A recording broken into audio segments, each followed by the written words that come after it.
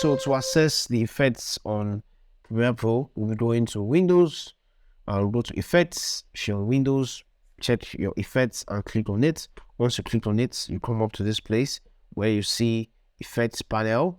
This effect panel has a whole bunch of effects to use in Premiere Pro. Now, we talked about transitions in our former section.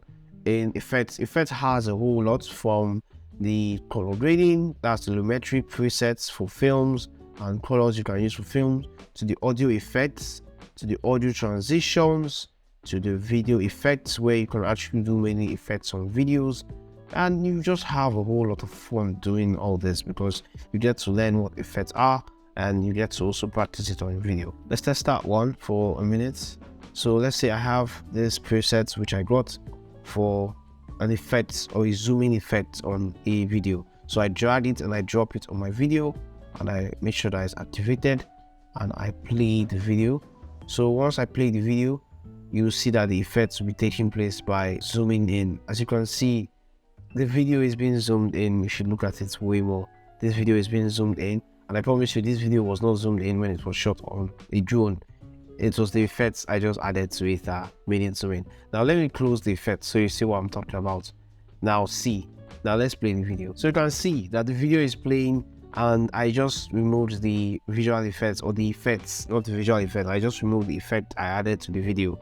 So you can see the video just playing normally. But if I remove it, the effect I added to the video will be activated. As you can see, it's just zoomed in.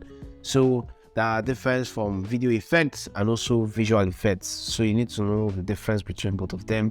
You can add a whole lot of effects to your videos to make them stand out, and you can actually add visual effects to your videos to make them stand out too. So many other things are needed to be known in this effect. Like let's say I just added this invert effect. For me to also control it, I need to go to the effects control. Always know where to find your effects controls, because it's super important. Once you click on effect control, you go down to where the effect is located. This is it here. Let me remove this one because I added two.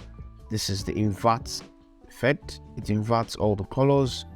If you look down, you see it's written invert. Let's maximize this. See it here, effect, invert, new, and show the opposite of the colors. Now, effects in Premiere Pro is actually amazing. You get to practice with a lot of effects. You get to work with keyframes, and keyframes is actually what I need to also talk about in this effect, because for you to actually work on effects or animate something in Premiere Pro, you need to make sure that you know how to use your keyframes.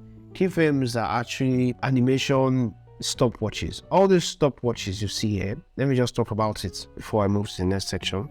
Where you want to move from point A to point B, you create two keyframes for it.